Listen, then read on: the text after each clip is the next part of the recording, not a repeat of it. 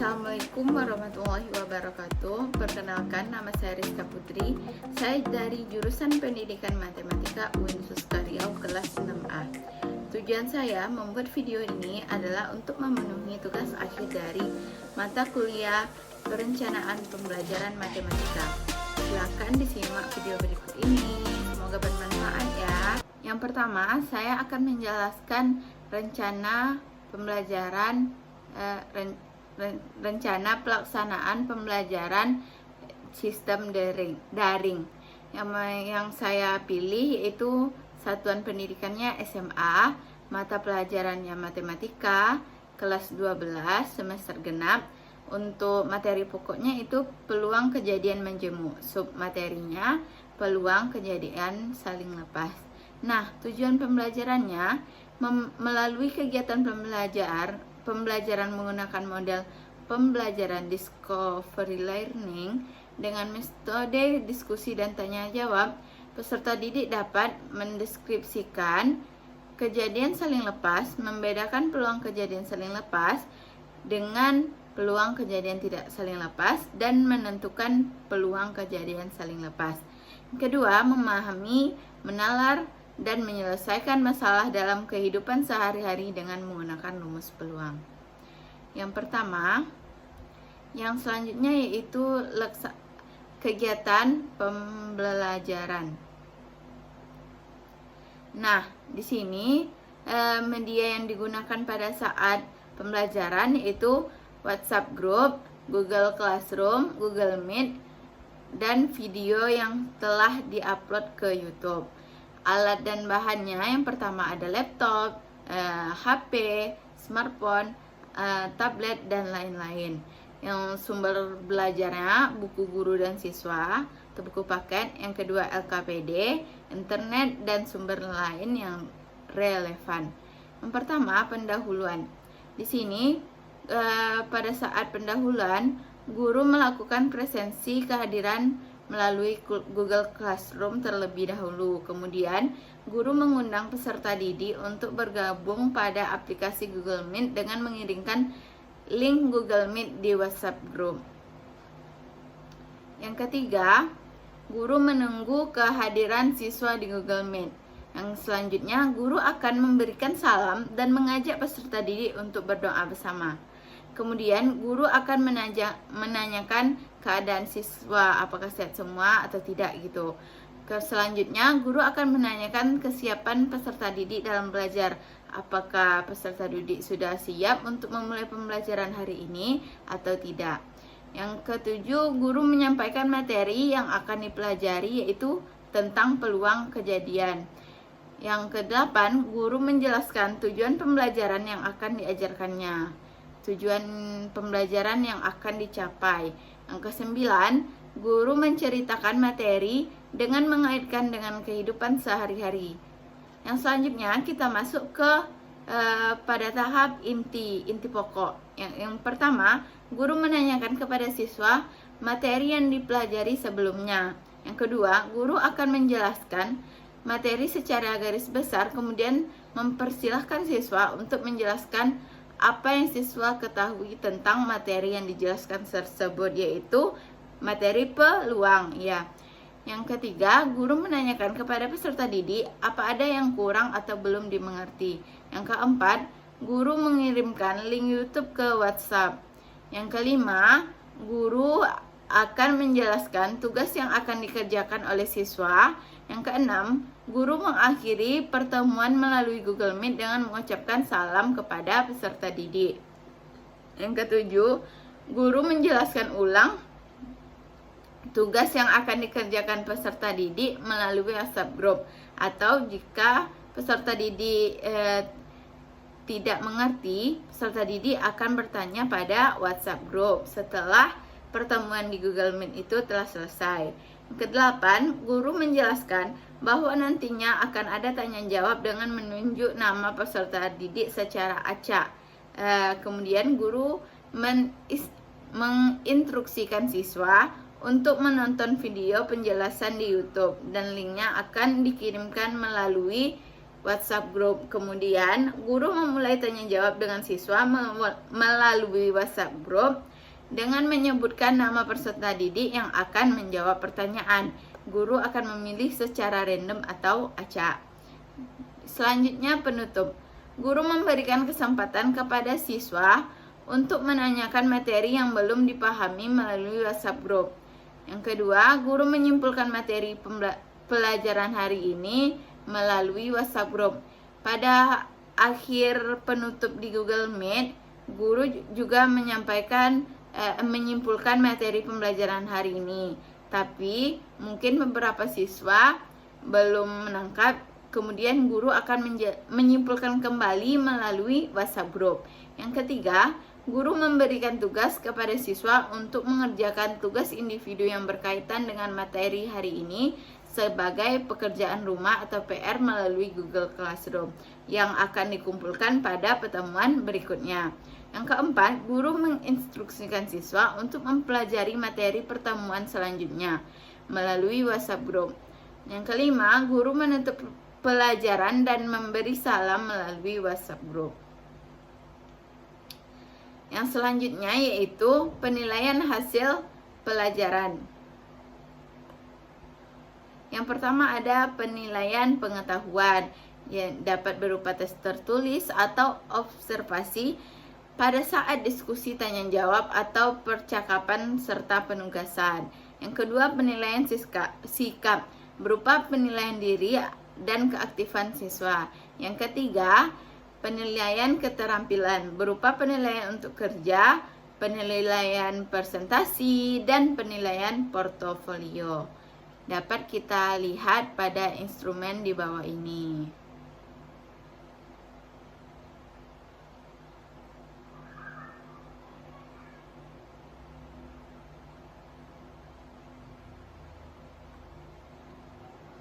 Selanjutnya, rencana pelaksanaan pembelajaran luring.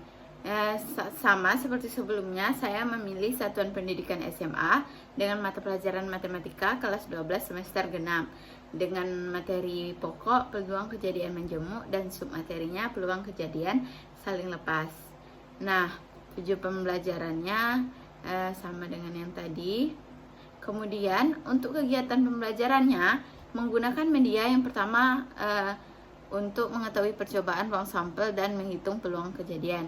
Yang kedua, alat dan bahan, 1 badadu, 1 keping mata uang logam. Yang ketiga, sumber belajarnya lembar kerja peserta didik atau lembar kerja siswa LKS. Yang selanjutnya buku matematika kelas 12 dan selanjutnya itu video penjelasan materi dari YouTube. Nah, langsung masuk pada kegiatan pembelajarannya. Yang pertama ada pendahuluan. Guru melakukan home visit ke rumah peserta didik. Maksudnya home visit ini guru mendatangi satu-satu rumah peserta didik.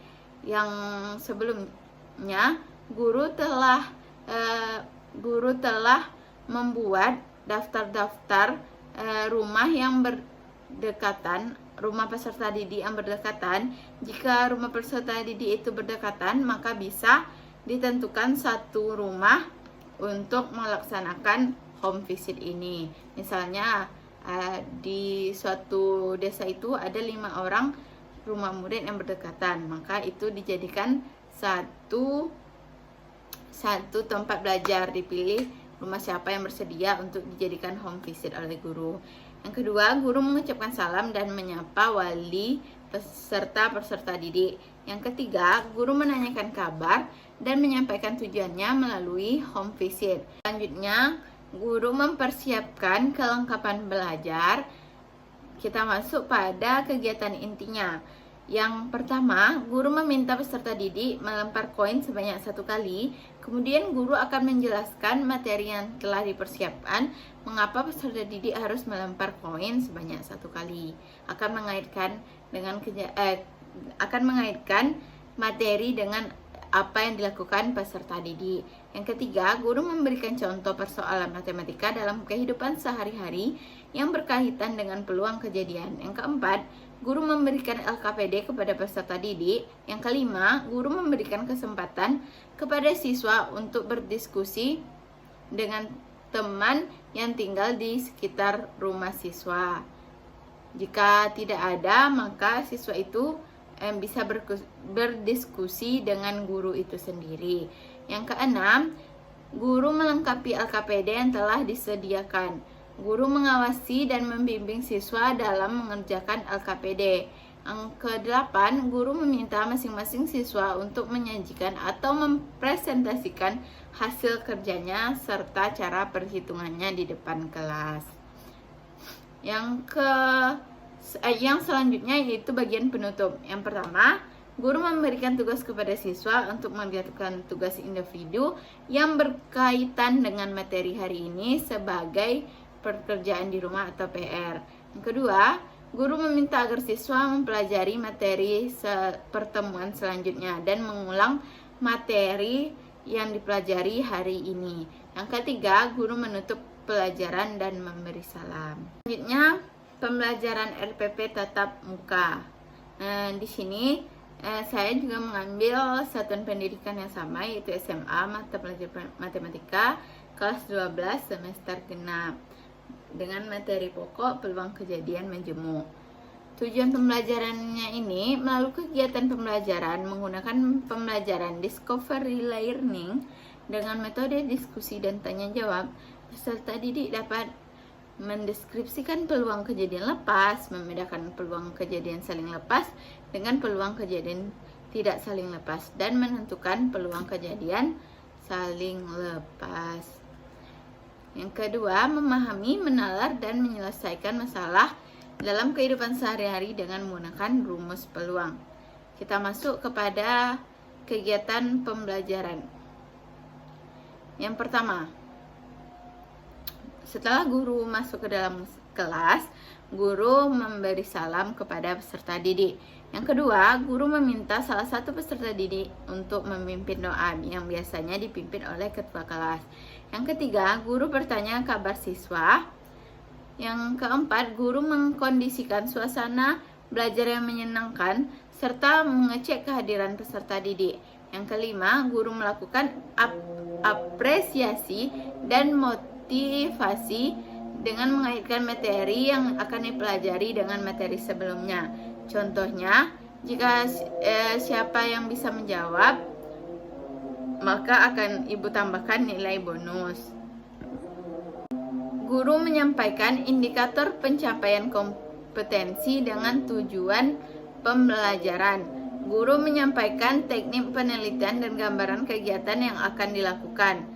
Kegiatan intinya yaitu stimulasi atau yang pertama stimulasi atau pemberian rangsangan.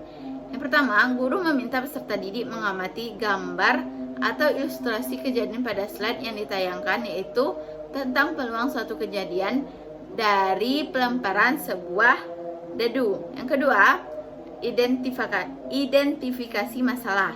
Peserta didik mengidentifikasi permasalahan dari gambar atau ilustrasi kejadian yang sedang diamati yang telah ditampilkan oleh guru. Yang ketiga, peserta didik melakukan tanya jawab tentang apa yang telah diamati sebelumnya. Yang ketiga, bagian data collection atau pengumpulan data. Peserta didik dibagi dalam kelompok kecil, kemudian masing-masing diberi lembar kerja peserta didik yaitu LKPD. Kemudian peserta didik mengumpulkan hasil informasi dari berbagai sumber yang berkaitan dengan materi LKPD yang diberikan.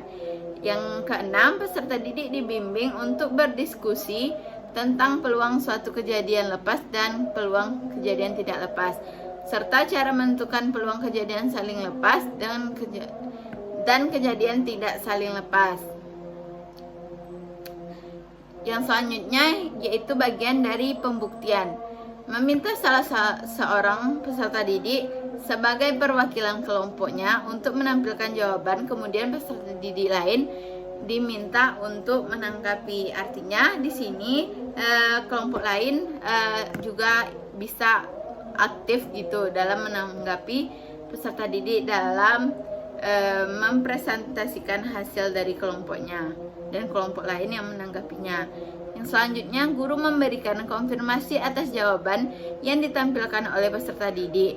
Yang ke-9, peserta didik melalui bimbingan guru menjelaskan peluang kejadian saling lepas dan cara menentukannya. Ke-10, dengan bimbingan guru, peserta didik membuat kesimpulan berkaitan dengan materi dan mencatatnya dalam LKPD atau buku catatan peserta didik itu sendiri. Ke-11, guru memberikan reward atau penghargaan terhadap setiap kelompok atau peserta didik yang telah berpartisipasi atau aktif. Yang selanjutnya itu bagian penutup. Guru melakukan refleksi terhadap pembelajaran yang telah dilaksanakan. Yang kedua, guru memberikan tugas individu atau tugas rumah atau PR. Yang ketiga, menyampaikan rencana kegiatan pada pertemuan berikutnya. Diminta agar siswa untuk tetap belajar materi hari ini dan mempelajari materi di pertemuan berikutnya.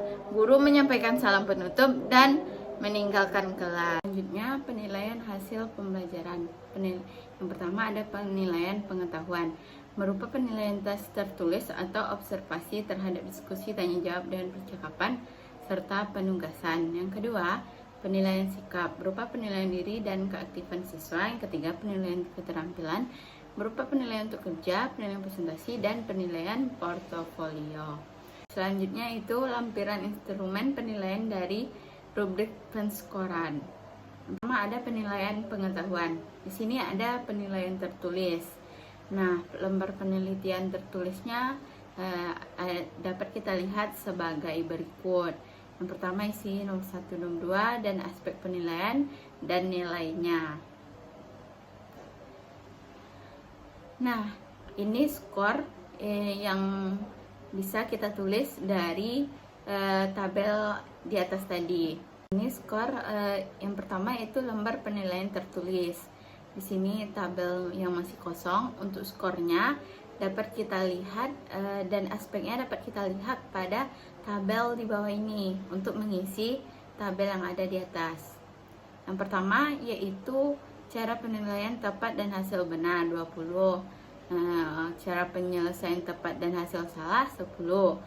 Dan ketiga, cara penyelesaiannya salah bernilai 5. Nah, untuk selanjutnya yaitu instrumen penilaian sikap spiritual, lembar penilaian diri.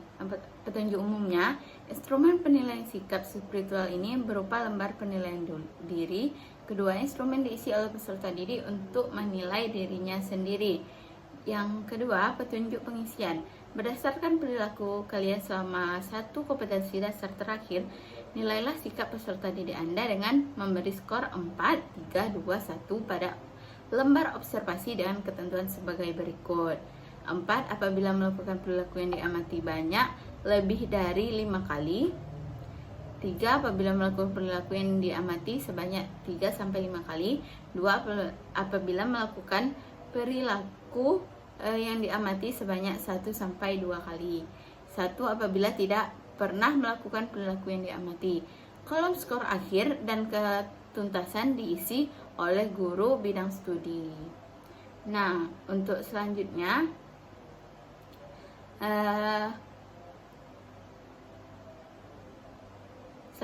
lembar pengamatan keaktifan siswa. Ini sama dengan tabel yang ada di atas tadi. Kemudian rubrik dan penilaian keaktifannya dapat kita lihat pada tabel yang di bawahnya.